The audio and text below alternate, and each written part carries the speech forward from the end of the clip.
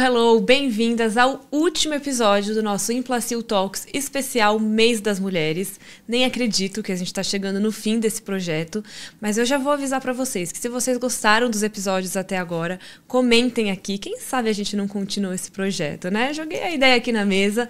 Inclusive, comentem os assuntos que vocês gostariam, talvez, de entender mais sobre, de escutar, que a gente vai ler tudo com muito carinho.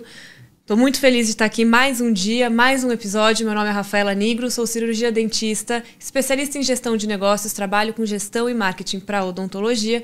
E nesse último episódio, a gente vai falar de um tema que literalmente a gente poderia sentar horas numa mesa e ficar conversando sobre ele, que é como começar a carreira na odontologia, posicionamento dentro de uma carreira acadêmica e como equilibrar isso também com um lifestyle, ou seja, qualidade de vida e construção de carreira, como iniciar equilibrando as duas coisas. E para a gente conversar sobre isso, eu trouxe hoje aqui com a gente a Maria Amélia Jugdar, maravilhosa, que está aqui com a gente hoje. A Maria é cirurgia dentista, graduada pela Universidade Metodista aqui em São Paulo, especialista em implantodontia e em periodontia, e ela é professora orientadora nos cursos básicos e intermediários de cirurgia e especialização de implantodontia pela BEL Ensino Odontológico, além de ser coordenadora do curso de aperfeiçoamento em próteses sobre implantes também pela BEL Ensino Odontológico. Seja muito bem-vinda, muito obrigada por estar aqui, disponibilizar seu tempo, ter aceito o nosso convite. Estou super feliz da gente bater esse papo agora. Eu que agradeço, Rafa. É um prazer estar com vocês aqui hoje, ainda mais nesse mês tão importante, né, para as mulheres. E eu considero um desafio ser mulher, independente da profissão, né?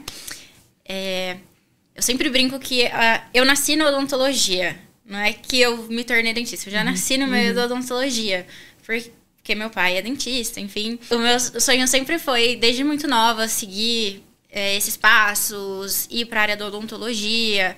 E por incrível que pareça, quando eu era mais nova, eu queria ser odontopediatra. Deus me livre. Mas, felizmente, eu tenho esse prazer há praticamente 10 anos, tá?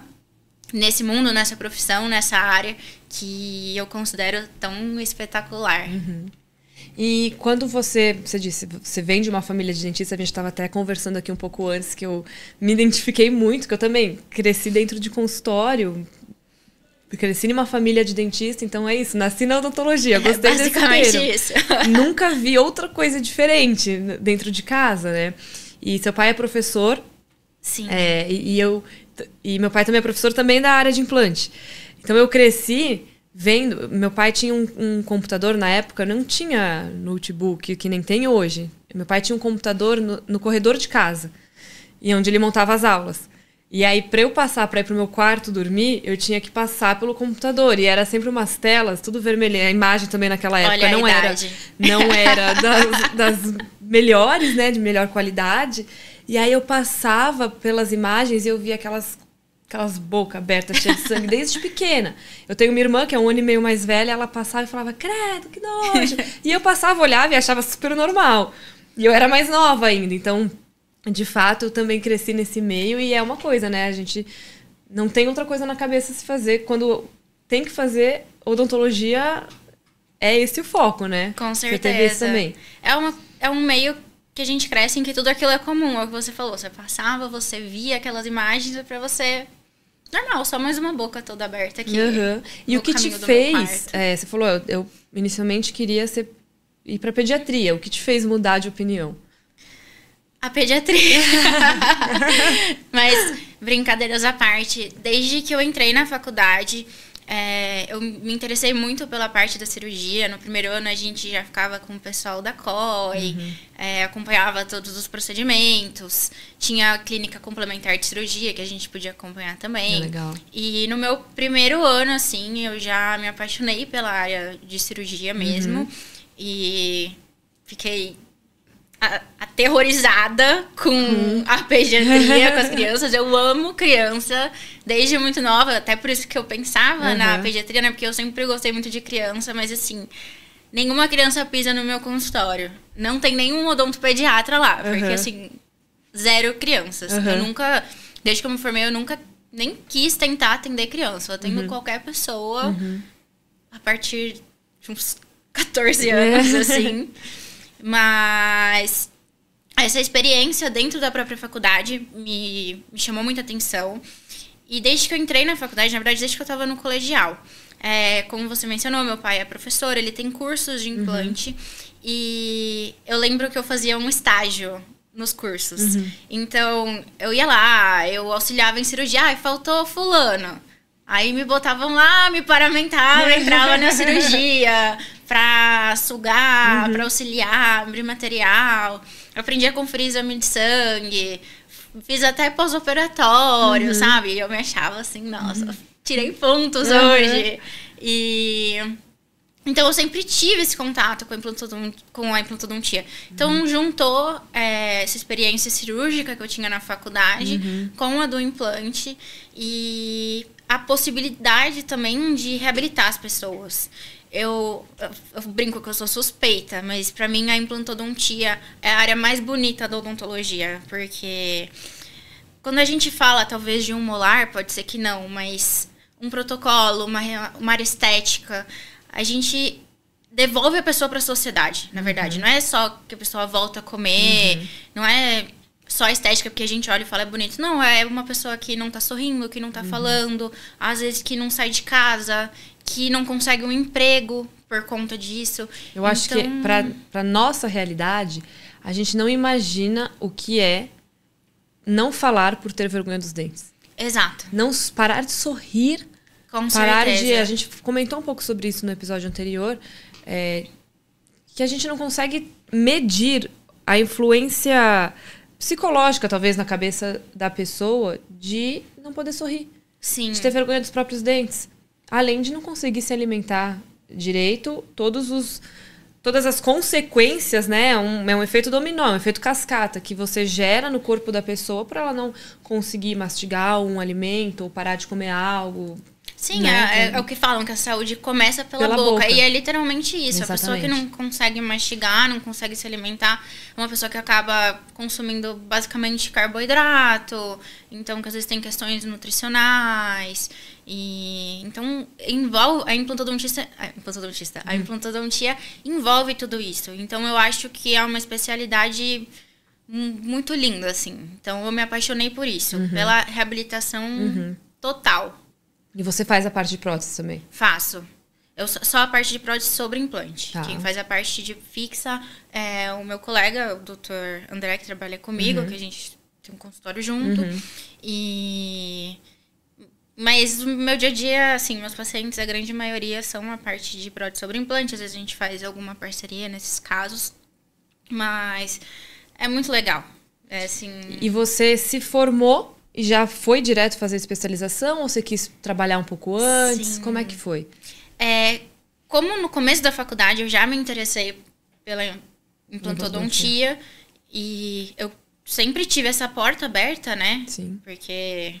Sim. Tava tudo ali, era só eu ir. Eu já estava dentro dos cursos. Quando eu tava na faculdade mesmo, lá na escola do meu pai tem curso básico, intermediário, especialização, tem todos os cursos.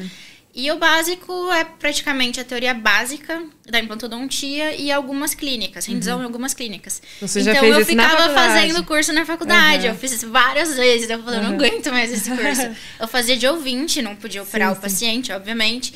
Mas era teoria, hands-on.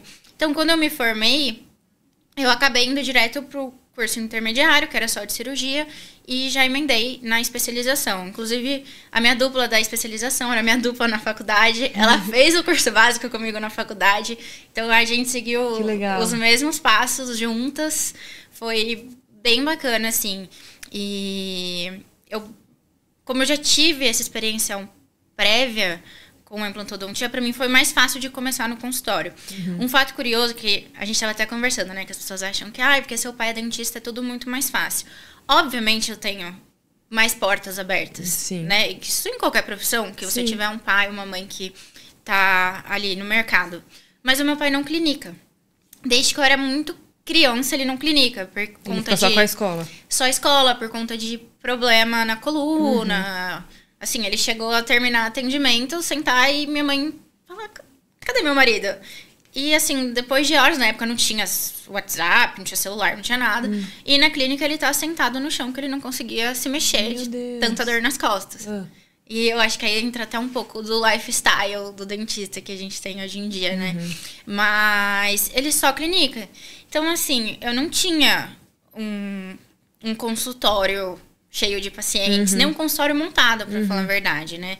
Tinha um consultório desativado e sem pacientes. E mesmo que ele tivesse um consultório com pacientes, a pessoa que passa com o meu pai, que tem 30 anos de profissão, não quer passar comigo recém-formada. Isso é uma coisa, é um mito. Isso é um mito das pessoas acreditarem que se você tem pai ou mãe dentista, então você tá com a vida ganha. Você já vai ter toda a carteira, Você já vai ter toda a carteira de pacientes que eles têm. Peraí, eu sou recém-formada. Eu me formei agora. Na época, né, eu pensava. Sim. E o paciente passa com um profissional que tem 40 anos de experiência. Paga pelo profissional que tem 40 anos de experiência. Aí ele vai querer passar com uma recém-formada? Não vai. No máximo, ele vai olhar pra minha cara e falar: que legal, se formou, parabéns, vi você crescer. Ele não vai querer passar comigo. Não. Foram poucos os pacientes... Hoje eu não clinico mais. Mas foram poucos os pacientes que eu consegui captar através do meu pai. Ou da minha mãe. Isso é muito uma limpezinha, né? Uma limpeza. E assim, eu lembro que teve um que... Coitado, foi meu primeiro paciente, no caso. Logo que eu me formei, ele deixou eu fazer a limpeza. E aí eu peguei ultrassom pra fazer, minha mão tremia. Eu joguei água na cara do homem inteiro e deixei cair o ultrassom na testa dele, de tão nervosa que eu tava. E aí depois ele voltou a passar com meu pai. Então assim, não é uma... Existem sim vantagens, mas uma coisa que a minha mãe sempre me orientou sobre isso. Ela falou: o fato de você ter pai e mãe dentista não vai te dar nenhuma vantagem em relação ao mercado de paciente, mas te dá uma vantagem em relação à orientação. Sim. Né? Acredito que você recebeu muito isso. Eu sempre enxerguei meus pais como mentores na minha carreira. Certeza que você enxerga o seu pai como um mentor. E o que você, para quem está começando a se posicionar no mercado, a construir uma carreira, o que você acha que é fundamental dessa pessoa buscar ainda na faculdade? Mesmo que ela não tenha, seja o primeiro dentista da família, o que ela pode ir atrás ainda na faculdade ou logo que se formar para buscar essa vantagem que teoricamente a gente tem? Eu acho que na faculdade a gente tem que procurar as ferramentas extras que a gente tem. Eu nunca fui uma boa aluna, sendo bem sincera, assim. Mas eu sempre me interessei pela cirurgia. Então, todos os semestres que eu pude, eu fazia clínica complementar de cirurgia. Então, quando eu estava no primeiro ano, eu auxiliava na clínica complementar de cirurgia. E depois, quando eu já tinha entrado nas clínicas, toda a clínica complementar, eu ficava lá, eu ia atrás. Então, eu acho que isso é muito importante. Para quem... Hoje em dia, acho que poucas faculdades são integrais, né? E eu acho que buscar estágio... Eu vejo as minhas estagiárias no consultório, que o consultório acaba formando mais elas do que a própria faculdade. Própria faculdade, sim. Então, assim, tudo que elas aprendem lá, a vivência do dia a dia, como atender um paciente, como receber um paciente, os como acolher um paciente. A parte humanizada, os processos... uma coisa que eu até falo pra elas, né, quando elas estão pra se formar, eu falo: olha, ninguém vai se formar e sair ganhando muito dinheiro. Não se iluda com isso, porque isso não acontece. Mas o principal é você sair e ganhar experiência. E experiência não é naquela clínica porca. Que você, porque tem gente que fala: aquela clínica é porca, mas eu atendo a cada 15 minutos, então eu pego mão. Gente, isso pra mim é o maior absurdo. Eu fico horrorizada. Eu sempre falei isso quando eu tava na faculdade. Eu falava: não pense que ir trabalhar em uma clínica que tenha um fluxo de pacientes muito alto, que isso vai te fazer pegar a mão. Porque isso, no máximo, vai te fazer pegar vícios ruins. Porque você vai ter que se virar uns 30 para atender a cada 15 minutos. Exatamente.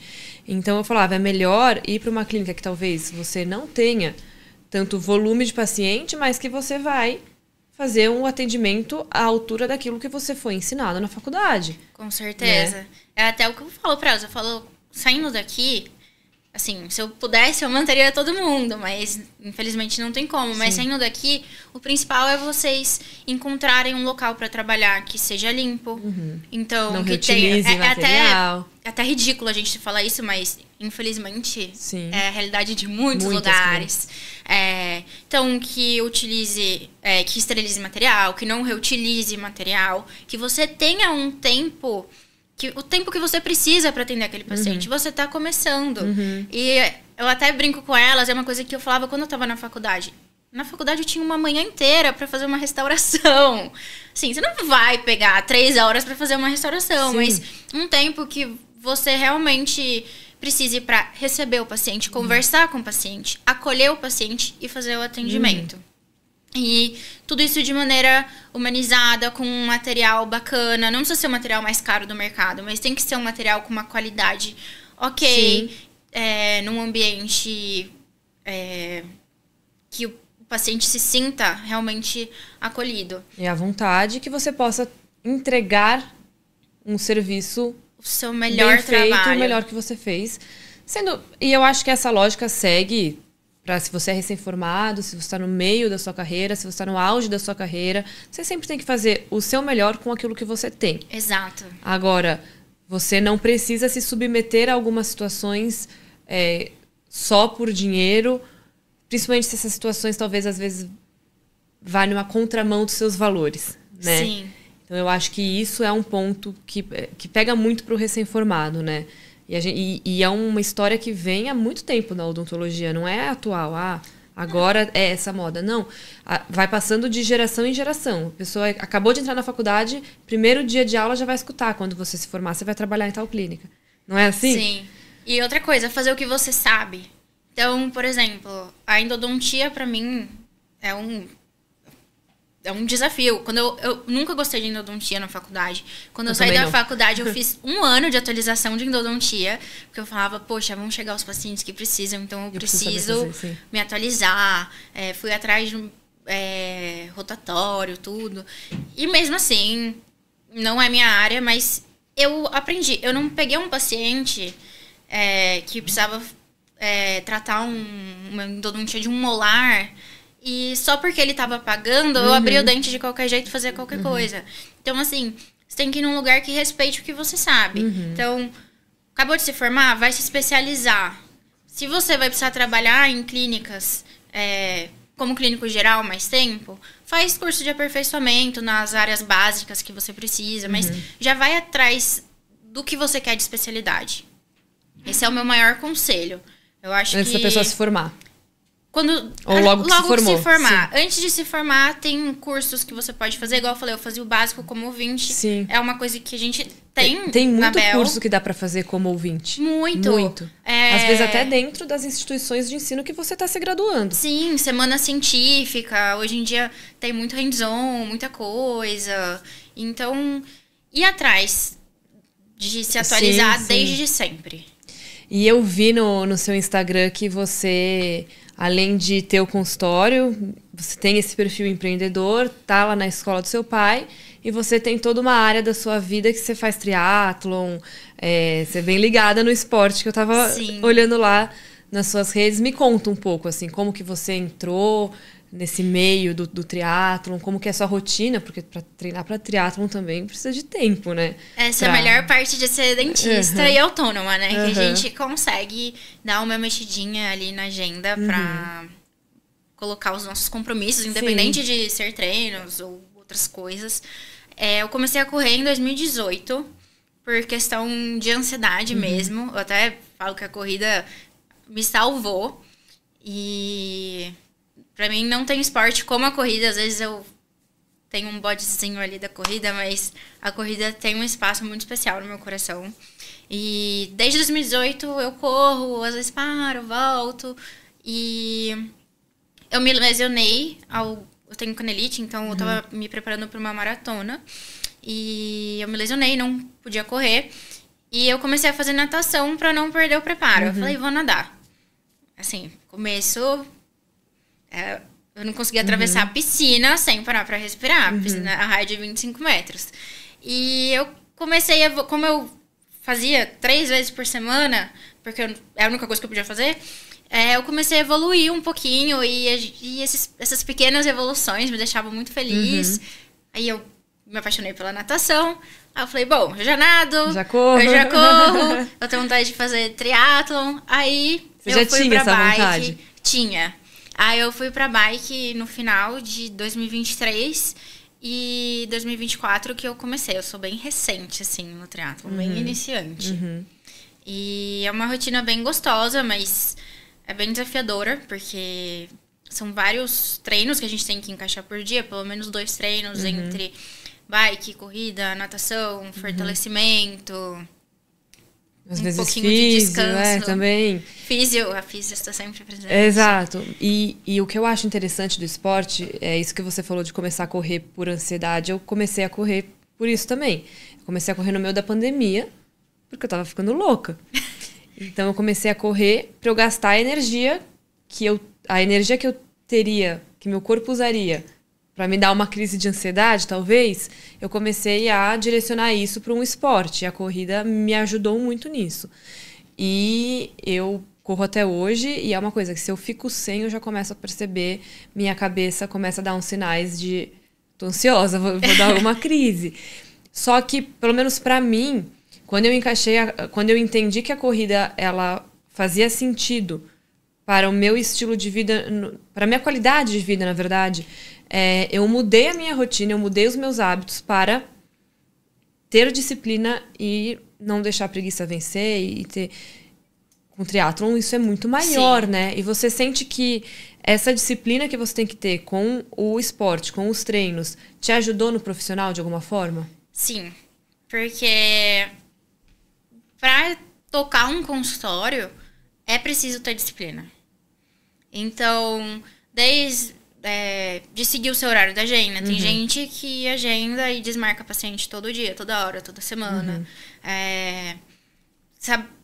Saber fazer a compra de material, se atualizar, organizar o consultório, né? Então, saber conversar com a sua equipe, reunir a sua equipe, orientar todo mundo.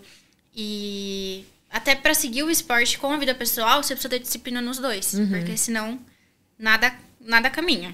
Você não consegue equilibrar esses pratinhos, né? Ainda mais com o triatlon, que são 3 modalidades para treinar, né? E ainda dormir. Em algum momento do dia tem que dormir bem para recuperar tudo que gastou. Mas de fato, o consultório, a gente falou muito nos outros episódios, pincelou um pouco sobre a necessidade do dentista trazer a gestão, profissionalizar a gestão dos consultórios, que é uma coisa que a gente não aprende na faculdade. Hoje, no seu consultório, como que você faz isso? O consultório, você tem algum sócio? Como que você organiza isso? Quem cuida da a gestão, o que me ajuda muito é um sistema que eu uso. No caso, eu uso o Dental Office, que é um desses sistemas já prontos, voltados para dentista. Então, antes a gente tinha um sistema da clínica. E pro meu consultório não era bom. Até por isso que nós procuramos outros sistemas. Assim, foi uma busca enorme até definir que esse seria o melhor para o meu caso. Então, ele já me ajuda a organizar tudo. Então, por exemplo, a parte de declaração, de recibo. Agora deu uma mudada, né, esse ano.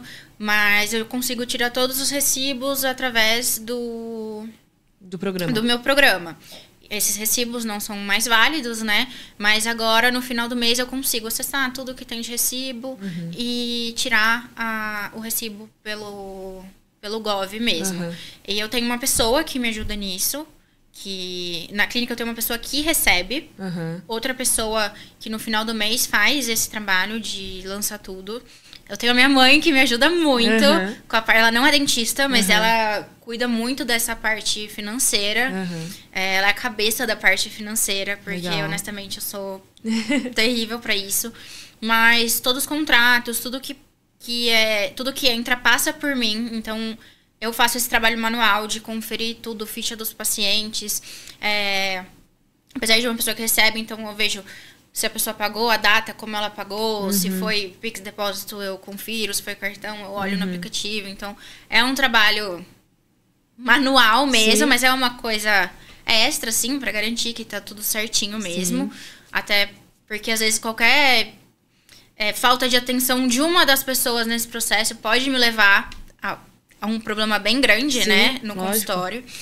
E eu tenho as meninas, as estagiárias no consultório que cuidam da parte, por exemplo, de material. Então, elas fazem lista do que precisa, quanto tem de cada coisa. Sou eu mesma que faço os pedidos. Então, eu ligo em dental, eu negocio para fazer o melhor pedido. Tenho a minha secretária que cuida da parte de agendamentos, mas ainda assim, eu tô sempre ali, eu sempre olho o WhatsApp, eu tô sempre olhando tudo, assim. Apesar de não ser a responsável por tudo, eu que tô sempre olhando tudo. Essa é a vida do empreendedor. Quando ele começa, talvez você tenha passado por isso. Quando o empreendedor começa, ele é o empreendedor, porque ele que tem que fazer tudo. Tudo. À medida que ele vai se estruturando, organizando os processos de cada área, ele vai conseguindo contratar e delegando. Mas você não pode achar que aquela área não existe mais, porque tudo, no final, tá com o seu nome, a sua empresa. Você é responsável técnica também lá da clínica. E você disse que quando você se formou, a clínica é a mesma clínica que era do seu pai? Que eu sou... A gente tem uma clínica, mas eu sou autônoma. Mas ela estava parada, você teve que começar do zero. Sim. Como que você começou? Como que você conseguiu os primeiros pacientes? Como que você construiu isso? Eu pegava muitos pacientes que às vezes iam para os cursos. Nós temos os cursos de implante, né? E aí eu oferecia limpeza. Eu falava assim, olha, não é pelo curso, mas você tá aqui para passar no curso, você quer fazer uma avaliação? Para ver se precisa fazer uma limpeza, uma restauração. Eu não cobrava consulta no começo, nem tinha como ninguém ia pagar uma consulta para mim. Então eu ia pegando isso. Na época, assim, tinha Instagram, mas era mais Facebook. Colocava no Facebook que eu tava atendendo. Eu lembro que logo que eu me formei, eu mandei mensagem pra um monte de gente que estudou comigo, mandando assim, olha, eu tô atendendo agora no meu consultório, tal. Eu atirei pra todos os lados, basicamente. E aos pouquinhos eu fui conseguindo alguns clientes, alguns pacientes, né? E é uma coisa assim, no começo, eu falei, eu não cobrava consulta, eu cobrava valores muito baixos, porque por mais que eu comprasse os materiais, eu não sabia precificar aquilo. Então, os preços eram da minha cabeça. Então, eu acho que isso vale tanto. Aí, eu cobrava tanto. E a gente aprende errando, né? Mas eu acho que, assim, eu não tinha muitas opções, outras opções de como começar. Eu tinha essa porta aberta, que me permitiu não ter que trabalhar para outras pessoas. Então, desde o começo, eu já tinha um local para trabalhar, mas eu mesma tinha que correr atrás dos meus pacientes, conseguir esses pacientes. E uma coisa que eu sempre procurei foi levar um atendimento humanizado e fazer por onde agradar meus pacientes. Por mais que meus pacientes eram muito simples no começo, muito simples mesmo.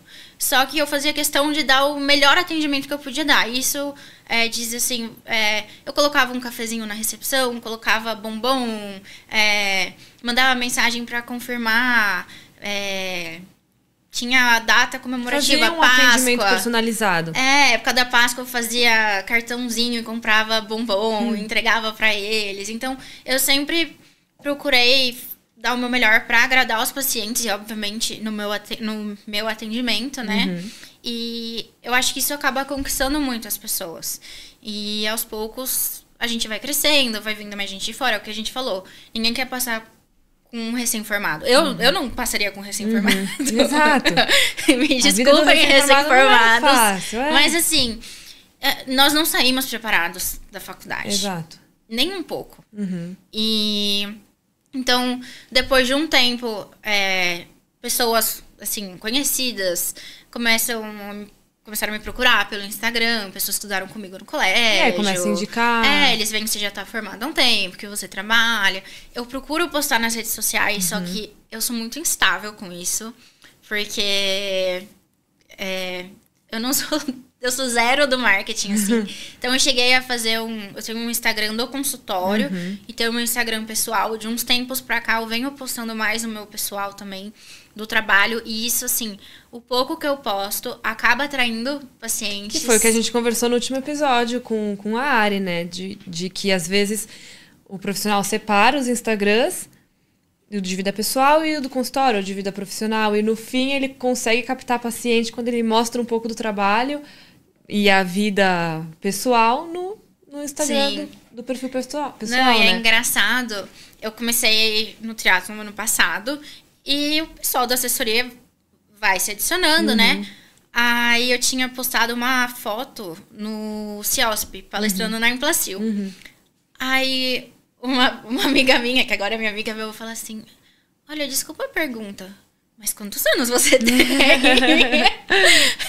Porque eu tenho cara de nova, então assim, eu tenho 30 anos. Ninguém fala que eu tenho modéstia à parte, ninguém fala que eu tenho 30 anos. E esse, querendo ou não, sempre foi um desafio a mais na odontologia, porque uma mulher muito nova, na implantodontia principalmente, a odontologia, até hoje, a grande maioria dos profissionais são mulheres. Sim. Mas a implantodontia... É masculina. Assim, mas quase, sei lá... Sim, 3 vezes mais homens do que mulheres. Eu comentei isso, que o número de especialistas, de dentistas especialistas, a maioria é mulher. Porém, na implantodontia, na buco, nessas áreas mais cirúrgicas, a maioria é masculina. É homem. E assim, o que já chegou de paciente pra mim, perguntando assim, mas você tem força pra tirar meu dente? Já me perguntaram isso também. É você que vai tirar meu dente? E eu respondi, a sorte é sua, que sou eu. Exatamente. Mas é um desafio muito grande essa especialidade, né? Pra mulheres. Mas é um super... Quando é seu propósito, quando Exato. As portas se abrem e você dá aula, né? Você é professora dos cursos. Quando você foi começar a se posicionar nessa área acadêmica, como que você começou? E eu entendo também que existe essa necessidade de... Aqui eu tenho que me portar como uma professora, né? Frente a esses alunos. Eu sinto que quando a pessoa é nova e normalmente para curso básico, assim, curso intermediário, especialização, vem um pessoal relativamente da nossa idade, né? Sim. Mas ali você está como professora, não como amiga, né? A colega. Como que você começou, como que você entrou nesse meio e começou a se portar, a passar essa comunicação de autoridade mesmo, né? Na verdade, foi um pouco sem querer. Eu sou muito tímida, você deve ter percebido. Eu cheguei aqui super nervosa hoje. E isso nunca passou pela minha cabeça. Dar aula, né? Ajudar os outros. Palestrar no stand, congresso, não, né? Não, nunca. Eu via a pessoa fazendo isso, eu me tremia, pensando, nossa, se fosse eu no lugar. E um belo dia eu já tava uns bons anos ali, já tinha terminado a especialização. Meu pai falou assim, hoje começa o curso básico, eu preciso que você vá lá ajudar.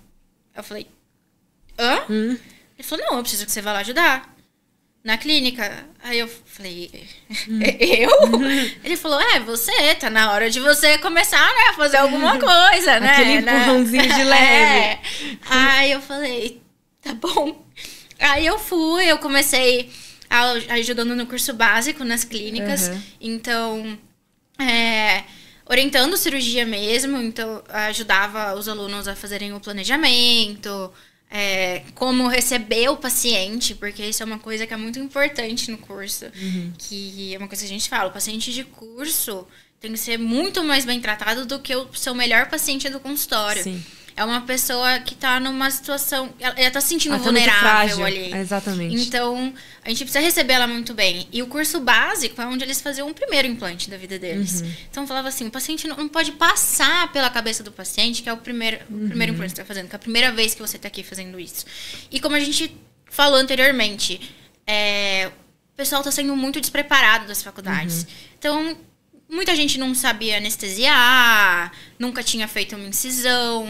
Então, era a primeira vez de muitas coisas, não só do implante em si. Então, ensinar o aluno como se comunicar comigo, se ele precisasse de ajuda. Então, assim, você não vai falar, nunca fiz isso, é a primeira vez. Vai pra trás com a cadeira, chama, dá uma cochichada, se precisa de ajuda, se precisa que entre. Então, ajudava nisso, no planejamento, na cirurgia em si também. Eu tava ali fora, mas tava orientando. Quando eu precisava, eu entrava. E eu comecei no básico, fui ficando ali, básico, intermediário. Aí, um belo dia, chega meu pai de novo. Então, amanhã começa a especialização, eu preciso de você na especialização. Aí eu falei, eu não, mas não. E o meu dia a dia é implantodontia. Eu basicamente só faço isso. Não, assim, eu faço limpeza, clareamento e implantodontia. 90% da minha rotina clínica é implantodontia. Aí ele falou, como assim não? Você precisa ir lá, vai lá, ajuda. Eu falei, então tá, eu vou. Aí, um aluno meu que vinha desde o básico, intermediário comigo, tinha ido pra especialização. Ele falou, não, quero que você seja minha orientadora. Eu falei, então tá bom.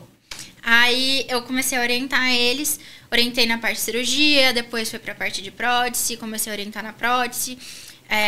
Eu gosto mais de orientar prótese do que cirurgia, apesar de eu gostar de fazer mais cirurgia. A prótese, eu nem era tão fã, foi uma coisa que foi ganhando espaço no meu coração, depois que eu comecei a reabilitar casos mais especiais, né? E foi indo assim. Um dia a Implacil me chamou para palestrar no CIOSP e eu falei, meu Deus, vou ter um treco. E não tem não existe não. A gente tem que se arriscar. Uma coisa que eu aprendi a minha vida inteira foi, trabalho não se recusa. Não. Ai, mas eu não tenho coragem. Trabalho não se recusa.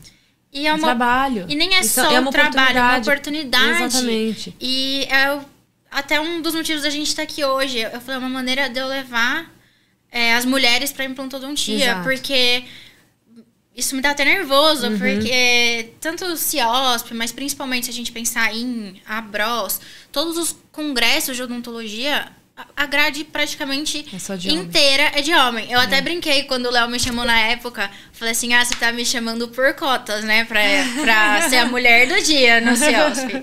E foi uma experiência muito legal. E apesar dessa brincadeira, eu achei muito bacana todos os dias ter pelo menos uma mulher na grade. Porque talvez os homens façam mais barulho nas redes sociais, nos estudos, pra estarem ali à frente, nos congressos, eu não sei. Tanto que eu sou uma pessoa que eu não postava tanto no Instagram. Eu comecei a postar mais o meu trabalho depois que essas oportunidades surgiram. Sim. Então, assim... E o que você sentiu que mudou? Você falou que você é uma pessoa muito tímida. O que você sentiu que você teve que desenvolver em habilidade, em soft skills, pra você conseguir dar esse passo e romper esse medo, essa timidez e dizer sim para essas oportunidades? Eu acho que eu sigo sendo muito tímida, né? E tendo muita vergonha, mas cada oportunidade que eu tenho, eu agarro e eu participo. Desde o ano passado eu sou speaker da Kion, que é o laboratório digital também. Então eu dou algumas aulas para eles. E isso também me ajudou muito, porque são aulas mais frequentes, então eu tenho mais oportunidades de estar ali falando pro público. E eu acho que quanto mais, igual implantodontia, igual odontologia, quanto mais a gente faz, mais prática, mais fácil fica. Mais comum. Você é implantodontista também? Não, periodontista. Periodontista. A sua primeira cirurgia de pério e a última que você fez? Desastre. A primeira na minha mão, igual a primeira limpeza que eu fui fazer no paciente. Exato. Né? Eu acho que o falar em público é isso também. É uma coisa que eu estou ainda melhorando, desenvolvendo, mas é uma coisa que eu aprendi a gostar. Eu fico muito nervosa, chega, assim, um dia antes eu falo, meu Deus, por que eu aceitei isso? Eu não devia ter aceitado. Aí chega no dia, eu vou lá, dou o meu melhor e fico feliz da vida. Mas você sabe uma coisa que eu comecei a praticar? Eu tenho essa questão de ser muito tímida também, de ficar na minha. Eu não sou a pessoa sociável que vai sair conversando com todo mundo. E uma coisa que eu fiz para melhorar a minha oratória, para chegar na frente, para dar uma aula em um stand de congresso, que é uma coisa que o pessoal vai parando no corredor para ver, às vezes você vê professor assistindo, parando, sabe? Aí você fica... Essa é a pior parte. Exatamente. O que eu fiz para aumentar a minha segurança nisso, e eu senti que ajudou muito, foi, eu sempre escrevia scripts para as aulas. Desde o boa noite, muito primeiramente gostaria de agradecer, tudo. Eu escrevia tudo. E eu começava a treinar. E ficava treinando, falando com a parede, falando com o espelho. Eu treinava. Infinitas vezes. Chegava, não é que eu decorava, eu treinava. Chegava na hora de dar aula, no começo você estava nervosa, mas depois entrava num fluxo que você já tinha repetido tantas vezes que aquilo, né? E eu faço isso desde quando eu estava ainda na especialização. Eu faço isso não de escrever, mas de treinar. E desde o começo. Eu paro no espelho... E treino. Exatamente. Desde o bom dia, boa tarde, boa noite, é um prazer, até o obrigada. Exato. E eu acho que isso é uma dica que é muito boa para quem tem esse brilho no olhar para a área acadêmica e quer começar a dar aula e quer fazer pós-graduação. Vocês têm que treinar a oratória, tem que sempre pensar em construir uma linha de raciocínio lógico ao longo, né, da aula e treinar. Treinar. Eu lembro que uma vez eu fui apresentar um seminário na especialização e aí uma colega me chamou no final e falou assim, você não olhou para os slides enquanto você falava, você mudava e sabia. Eu achei isso muito legal. Ela falou, como que você fez isso? Eu falei, eu treinei umas 25 vezes antes de vir apresentar, né? E aí o interessante que eu percebi essa evolução no meu caso. Antes, a cada aula eu tinha que treinar muito para que aquilo saísse de uma forma natural, orgânica. Hoje, para eu estar aqui num podcast, por exemplo, que é uma coisa mais do improviso, eu tenho certeza que eu só consigo fazer isso hoje porque eu treinei, não necessariamente apresentar um podcast, mas eu treinei muito construir linhas de raciocínio lógica sozinha na frente do espelho, né? Eu acho que a gente não pode menosprezar o poder que a gente tem de treinar e falar sozinho. Sim, com certeza. E realmente isso ultrapassa muitos bloqueios que a gente tem que às vezes nem sabe, né? Sim, eu acho que também uma coisa muito importante é entender sobre o que você está falando.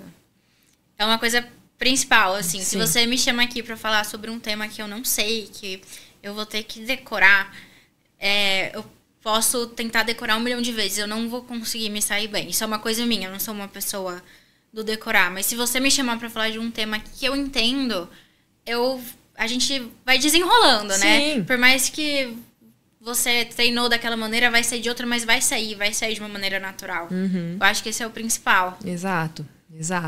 E aí, justamente pensando nessa área, de novo, acadêmica, o que você faz, além da parte de oratória, para aula, enfim, o que você faz para se manter sempre atualizada naquele tema, naquela especialidade, né? Você tem um costume, você tem uma rotina de estudos, ou de fazer cursos periodicamente, como é que você organiza isso?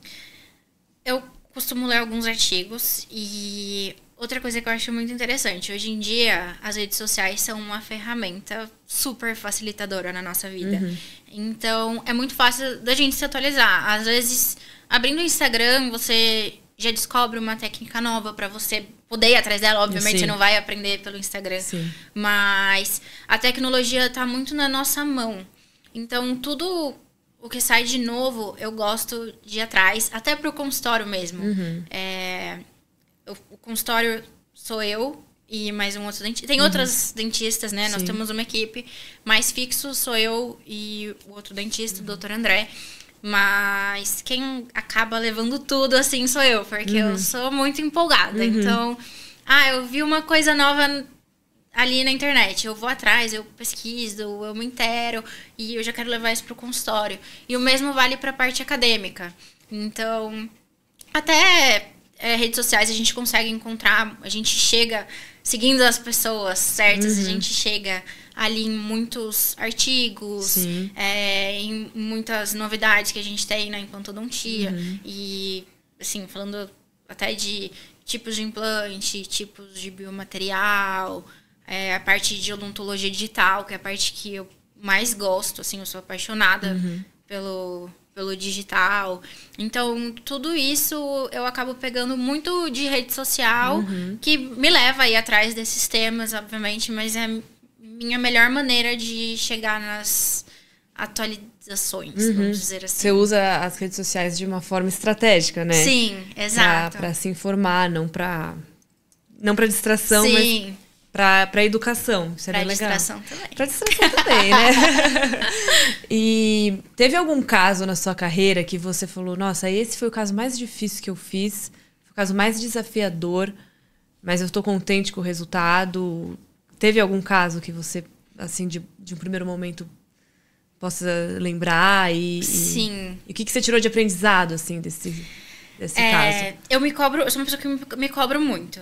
E, geralmente, os casos muito desafiadores da implantodontia, nem sempre a gente vai conseguir chegar no resultado que a gente quer, que a gente idealiza, que é o perfeito. Muitas vezes eu até percebo, eu sou muito autocrítica, principalmente em relação ao trabalho. Então, às vezes, eu tô ali, assim, instalei aquela prótese, peço pro paciente ver se ele gostou ou não, pra entregar ou conversar com o laboratório. Às vezes eu penso na minha cabeça, gente, não gostei. E não é que eu não gostei disso, daquilo, eu não gostei, porque tem coisas que a gente não consegue, que a gente tem limitação. E o paciente olha e fala, eu amei, tá maravilhoso. E eu sempre falo o que eu penso, independente de qualquer coisa. Mas um dos casos mais desafiadores que eu fiz foi um caso desses, que foi um enxerto de citoplast na época. É uma paciente que havia perdido 2 dentes. Um desses dentes ela já havia feito um implante. E ela perdeu esse implante depois de muito tempo. Então ela chegou com um defeito ósseo em região de incisivo central e lateral enorme. Que olhando você até conseguiria instalar um implante, mas assim, sem resultado estético seria terrível. E nós fizemos ali um enxerto com citoplast. Ficou assim, coisa mais maravilhosa. Nem eu acreditava que eu tinha feito aquilo. Fiz os implantes, ficou maravilhoso. Aí você vai fazer a prótese. Ficou super satisfatório. O paciente amou, ficou feliz da vida. Mas eu levei como aprendizado disso, que eu falei assim, gente, não precisa ser tudo tão perfeito, tão impecável pra gente. Assim, porque o nosso olhar sempre vai ser mais crítico. O importante é a gente entregar o nosso melhor, mostrar para o paciente tudo. Então, assim, o que eu não gosto, é o que eu falei, se eu não gosto de alguma coisa, por mais que eu esteja fazendo, eu mostro pro paciente, peço opinião, a gente tenta chegar num acordo. E esse foi o meu maior aprendizado. E foi um caso que eu fiz até na especialização. E o professor Sérgio Jaime mostrou no congresso, foi até no meeting da Implacil, que ele mostrou, que foi logo depois. E eu ficava tipo assim, gente, eu fiz um caso e ele mostrou. E eu me achava, eu me achava assim, a pior dentista do mundo. Aí eu falava, meu Deus, fui eu que fiz. E tá ali na tela. Então, é uma sensação muito, assim, gratificante. Sim, e eu aprendi a me valorizar mais o meu trabalho. Não se cobrar tanto. Sim, exato. Ou não acreditar nas cobranças exageradas que aparecem na sua cabeça também, né? Sim, com certeza. Eu acho que, principalmente quando a gente tá falando de cirurgia, para essa parte de reconstrução óssea, eu acho que o resultado estético, ele tem que ser o melhor que aquele caso pode oferecer. Exato. Né? Não dá pra gente querer fazer aquela boca de artista, aquele sorriso extremamente perfeito, esteticamente falando, seguindo todos os preceitos estéticos perfeitos, com uma boca que você teve que reconstruir osso, que talvez não tenha tanto tecido queratinizado assim, que você vai conseguir chegar, logicamente, num resultado estético muito bom, mas não vai ser aquela perfeição de livro. Pode até ir para um livro, mas assim, a gente tem que...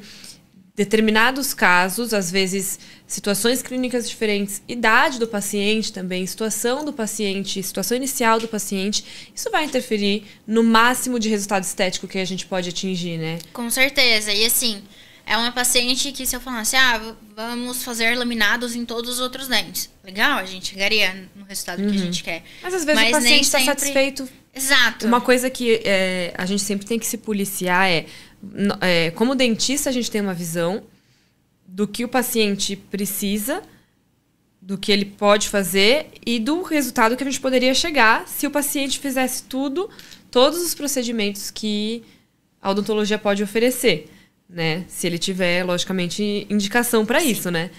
Agora, às vezes o paciente ele vai te procurar por uma queixa determinada porque ele quer resolver aquilo. O resto, ele não quer resolver, não incomoda ele. Uma estratégia que a gente sempre utiliza lá na clínica é o seguinte: o paciente ele precisa saber todas as condições que estão na boca dele, ponto.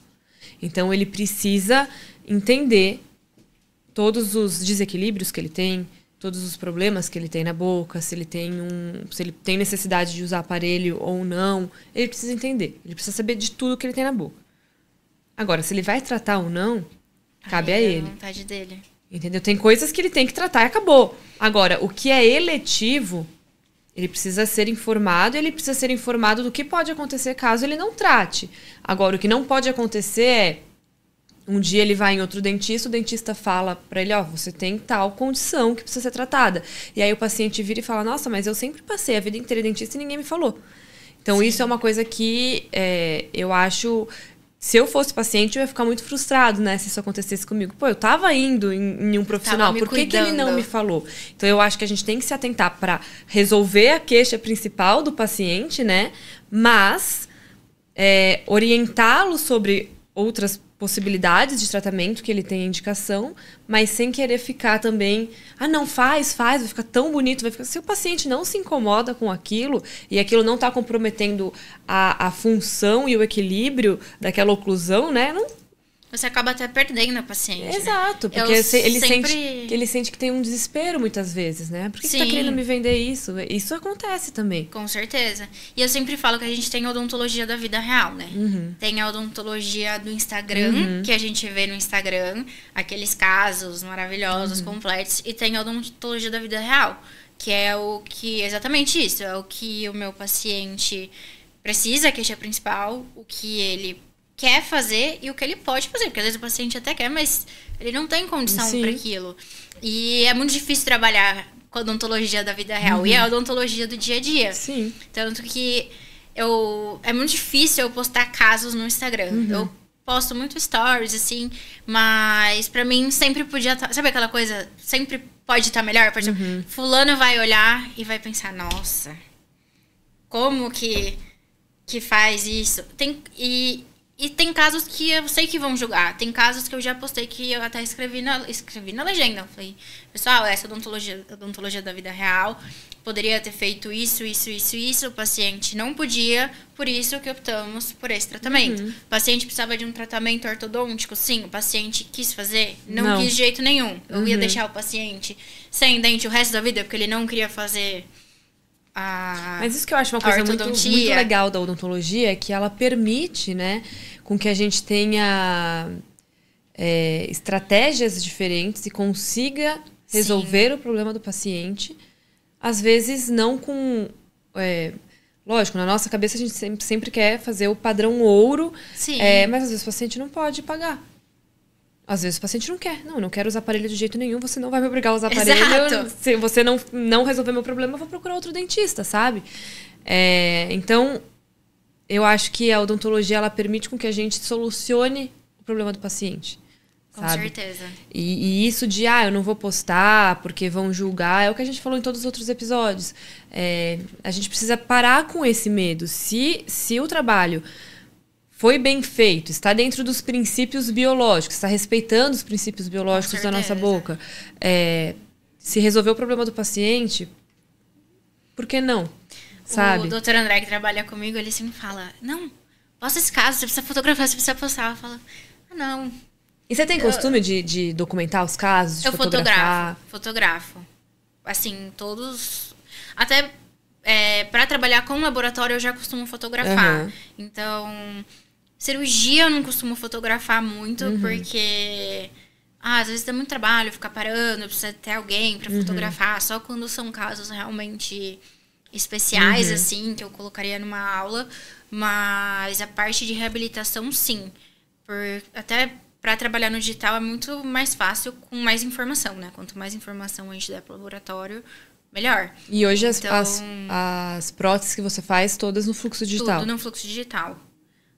Até protocolo, eu tô começando a migrar pro digital, que é a única prótese que eu fazia no analógico. Você sabe que no primeiro episódio a gente falou sobre fluxo digital aqui, e uma coisa que a Bárbara comentou foi, primeira dica, eu pedi para ela dar algumas dicas clínicas para quem estivesse começando no digital, e ela falou, não compre um scanner e tente fazer um protocolo no digital. Porque ela falou que é algo que acontece muito, e do dentista comprar o scanner, não passou ainda pela curva de aprendizado digital e já quer fazer o protocolo. E não são todos os protocolos que eu estou fazendo e que permitem também de ser Exato. feito no digital, né? Eu até falo, o digital não mudou a minha rotina do consultório, mudou a rotina da minha vida. Porque o digital poupa muito tempo, né? Do nosso dia a dia, além de entregar resultados muito mais satisfatórios. Mas... tem seus altos e baixos. Eu brinco, o scanner é 98% amor da minha vida e 2% meu maior inimigo. É a minha maior briga. E eu trabalho com scanner já tem mais de 3 anos. E desde o primeiro escaneamento, assim, nunca mais moldei. Só casos que realmente precisavam. Não vou falar que o scanner é a melhor coisa do mundo. Faz 2 semanas que eu tive que moldar um caso que o scanner não estava capturando de nenhum último implante. Eu falei assim, paciência, vou moldar, fazer o quê? Eu sei moldar, eu aprendi. Eu acho importante, até para quem está entrando, se formando agora, que aprenda o básico, sim, né? Feijão com arroz. Mas assim, posso contar em uma mão as vezes que eu moldei. Tirando os protocolos. E agora... quando eu vou, por exemplo, refazer um protocolo, um paciente que tem um protocolo provisório, eu já, como a gente tem a referência, eu já tô partindo pro escaneamento. Porque eu acho um resultado mais satisfatório, é muito bacana. Claro, tem suas indicações. Um protocolo de zircônia tem suas indicações, né? Não é para qualquer paciente. Sim. Mas o digital mudou minha vida. E como que foi a sua curva de aprendizado no digital? Eu fui na raça. Porque foi até através da Implacil que eu acabei pegando o scanner. Eu já queria há muito tempo, mas sempre teve o tabu. Porque é muito caro o laboratório. Você não vai conseguir passar isso pro seu paciente, tal. Aí eu acabei, através da Implacil, quando eles estavam com parceria com uma empresa de implante, de scanner, pegando esse scanner e... assim, eu peguei, eu lembro que ele ficou 1 mês no meu consultório, intacto. E todo paciente sentava lá e falava, nossa, que chique, que lindo. Eles não sabiam pra que era, mas assim, já agregou super valor naquela tela bonita pro meu consultório. E a Kion, né, que é o meu laboratório parceiro, eles iam, acho que até hoje eles ainda fazem isso, de ir ao consultório até pra fazer a propaganda do laboratório, eles te ensinam a utilizar. Então, foi uma menina lá, ela me falou ali como que era, e eu falei, bom, preciso usar. E chegou uma paciente, tava mais pro final do ano, chegou uma paciente que morava fora, e ela ia ficar, acho que, 1 mês no Brasil, e ela precisava um tratamento rápido. Fazer umas próteses sobre implante, ela já tinha os implantes. Aí eu falei, vou escanear. E eu escaneei, em 1 semana vieram as próteses impecáveis, maravilhosas. Aí eu falei, agora? Não quero saber de moldar. Assim, eu via na minha agenda, ai meu Deus, amanhã eu tenho escaneamento. Eu já ficava toda animada. E eu fui aprendendo sozinha, assim. É igual a gente falou do falar em público, do primeiro e do último implante, da primeira limpeza. É o fazer, é colocar aquilo no dia a dia. No meu curso de prótese sobre implante, a gente aborda muito digital. E a gente pega as duas vias, né? O analógico e o digital. E na parte clínica, eu deixo as alunas escolherem o que elas querem fazer em cada paciente. Então, você quer escanear ou você quer moldar? E às vezes elas vão escanear, elas falam assim, meu Deus, você teve muita paciência, porque eu demorei 2 horas para escanear. Porque você já esteve no lugar delas, né? Mas é normal, você tá aprendendo. Hoje você demora, na próxima você vai demorar um pouquinho menos. E assim, vai indo com tudo. E eu achei muito boa a minha curva de aprendizado no digital, modéstia à parte, mas é porque realmente, é o que eu falei, o meu dia a dia é implantodontia, então é muita reabilitação. Então eu tive muita oportunidade de usar, não é que eu escaneava um paciente hoje, daqui um mês eu escaneava outro, não. Eu tava fazendo aquilo todo dia, então foi uma curva relativamente rápida. E dali eu já comecei a utilizar para fazer cirurgia guiada, que era uma coisa que eu já tinha tentado fazer uma vez, mas eu não tinha o scanner, então, assim, foi um desastre a primeira vez que eu tentei fazer. No final deu tudo certo, mas, assim, não foi o que eu esperava. E eu vou usando minhas ferramentas para levar sempre a melhor coisa para o meu paciente. E o scanner hoje é a minha maior ferramenta de venda. Então, o paciente chega para consulta, eu já escaneio a boca dele. E ele vê na tela a boca, o que precisa fazer, o que não precisa fazer, porque precisa trocar aquela restauração onde está com cárie, porque ele precisaria fazer uma orto antes de fazer a cirurgia de implante. Porque para o paciente aquilo se torna, por melhor que a gente explique, né, por melhor que seja a nossa linguagem para com o paciente, na hora que ele enxerga, aquilo se torna visual, grande. Porque para ele a boca é um dente minúsculo. Na hora que ele vê aquilo grande numa tela, o problema que para ele antes era pequeno fica desse tamanho. E fica uma coisa palpável, E ele entende o que você está falando porque ele está vendo a demonstração ali na frente dele, né? O scanner ele é uma ferramenta muito boa. Além de facilitar a vida no digital, do dia a dia clínico, para implantodontia, ele é uma ferramenta muito boa para diagnóstico e venda. Sim. Né? Às vezes o dentista subutiliza o scanner. A gente falou bastante disso no primeiro episódio, justamente por isso. Eu comprei para fazer prótese sobre implante, para fazer coroa, para escanear, para fazer alinhador e pronto. Nossa, você pode fazer diagnóstico, você pode colocar num protocolo de primeira consulta, porque o paciente ele gosta também de passar por essas experiências, de ver isso, porque pra gente é muito normal, mas pro paciente não, é super diferente, né? É igual a gente pensar o primeiro dia que a gente pegou o scanner. Pro paciente é aquilo. É aquilo, exato. O que é uma coisa que virou rotineira pra gente, pro paciente é o primeiro dia que ele tá vendo. E eu acho que isso mudou a minha vida na implantodontia. Eu acho que a implantodontia e a odontologia, né? A gente precisa estar sempre se atualizando. Então, para você se destacar, para você conseguir trazer mais pacientes para o seu consultório, você precisa estar sempre levando o melhor. Então, o digital, a cirurgia guiada, por exemplo, para limpeza, eu adquiri o Airflow para o consultório, então a gente tem que sempre estar levando o melhor para o nosso consultório e para a gente poder levar isso para o nosso paciente. Até porque o paciente tem as pessoas têm um medo inconsciente de dentista, né? Sim. Porque lá atrás, de fato, era uma tortura, né? Só que isso foi mudando ao longo do tempo e hoje é uma experiência completamente diferente, mas às vezes as pessoas têm um medo enraizado, né? Desde pequeno, se a criança aprontava, a mãe falava... Vou te levar no dentista, hein? Vai tomar anestesia. Exatamente.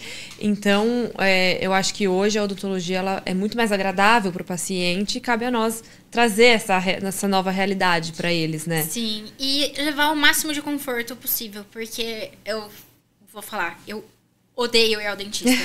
Desde criança, eu era o terror dos dentistas quando eu era criança. E é uma coisa que...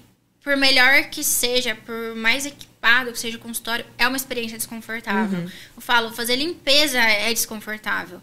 Então, se eu puder levar a melhor experiência de limpeza para o meu paciente, ele vai querer vir aqui. Sim.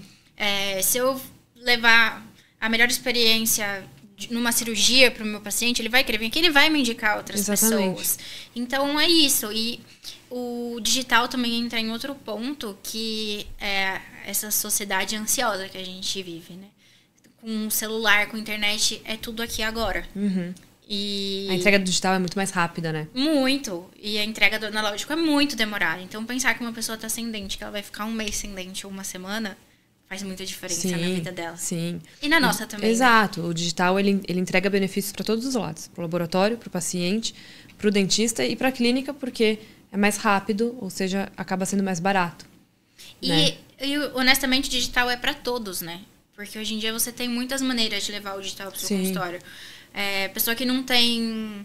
não tenho como comprar. Mas você pode pegar um serviço que vai lá e escaneia. Sim, você tem muitas opções. Então, independente do seu público, de onde é seu consultório, isso é uma das maiores dicas que eu daria para alguém, assim, que tá começando ou que tá ali na odontologia. Tudo que você puder levar, leve, principalmente de tecnologia, de diferente, porque você ter o seu diferencial é o que vai fazer o paciente no seu consultório e não no outro. Exatamente. E é um diferencial para você também, né? Quanto mais rápido eu atender meus pacientes, não falo rápido de atender de qualquer jeito.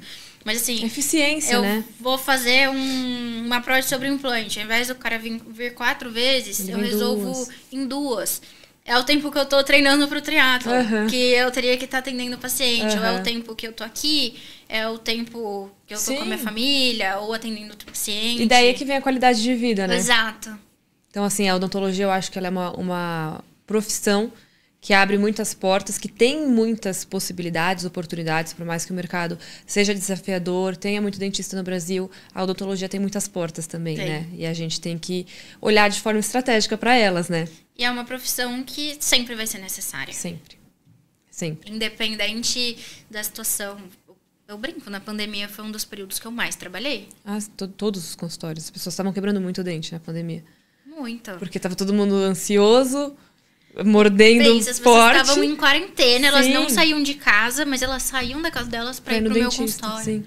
Então, assim, é uma profissão que, independente da situação, as pessoas vão precisar. Pode ser, tá todo mundo mais apertado, alguém vai quebrar um dente, alguém vai ter uma dor, alguém vai ter alguma questão e vai precisar ir. A pessoa pode não ir por uma questão estética, mas eles precisam de nós. Sim. Então, dificilmente é uma profissão que vai ser substituída, né? Exato. Todo mundo fala, né? Não tem como substituir o trabalho... Quer dizer, tem como substituir o trabalho manual do dentista com robô, tem. Mas o dentista, ele sempre vai precisar estar... tempo, né? Exato, e vai precisar estar atrás também de qualquer tecnologia, né? Não substitui a cabeça do dentista, né? Isso é fundamental. O diagnóstico, toda a estratégia por trás vem do dentista, né? Sim. Amei o nosso papo, a gente tá se encaminhando pro final. E aí eu vou fazer a pergunta de ouro, que é o que é... Que meio que você já respondeu ao longo do episódio. O que significa hoje pra você ser dentista e mulher? Pra mim, ser dentista e mulher é um desafio, ainda mais pela especialidade que eu escolhi seguir, mas ao mesmo tempo é uma honra, é algo que me deixa realizada, justamente pelo que eu falei no início do podcast, de poder devolver o paciente para a sociedade, devolver a saúde, a autoestima do paciente, muitas vezes um sorriso, né? Colocar a pessoa de volta ali na rotina social dela, no trabalho. Então, é algo muito gratificante. Amei. Muito obrigada. Eu que agradeço por ter vindo. Eu amei. Obrigada a você que ficou assistindo, pela audiência, por ter nos acompanhado ao longo desse projeto, que foi incrível. Amei poder estar presente aqui também. Muito obrigada ao time da Implacil por me acolher, por me dar essa oportunidade. Se vocês gostaram, como eu disse no início, comentem aqui se vocês gostariam de ver outros assuntos, se vocês acham que seria legal se a gente desse continuidade nesse projeto. E estou muito feliz. A gente termina com esse episódio, o projeto do Implacil Talks especial para o Mês das Mulheres. Foi uma honra estar aqui com vocês. Um beijo e até a próxima!